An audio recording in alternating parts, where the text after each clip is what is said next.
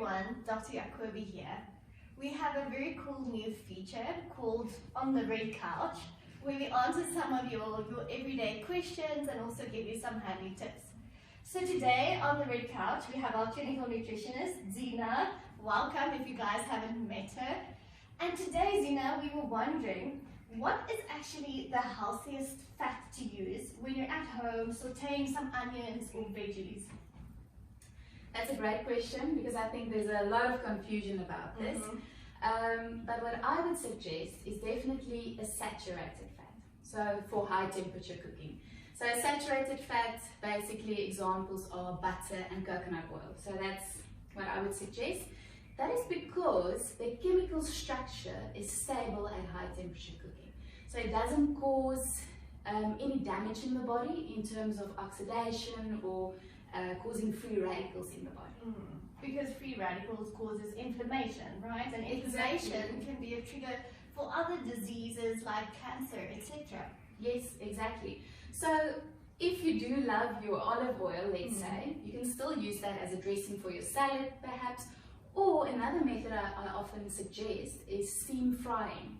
So what you do is you use your oil as usual, but then you just add a little bit of water.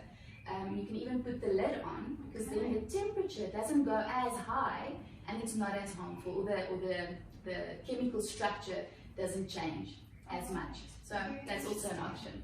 And for those of us who are trying to shed some weight using the spray and cook and the spray on olive oils, etc. Yeah. Unfortunately, I wouldn't once again suggest it because of the chemical structure.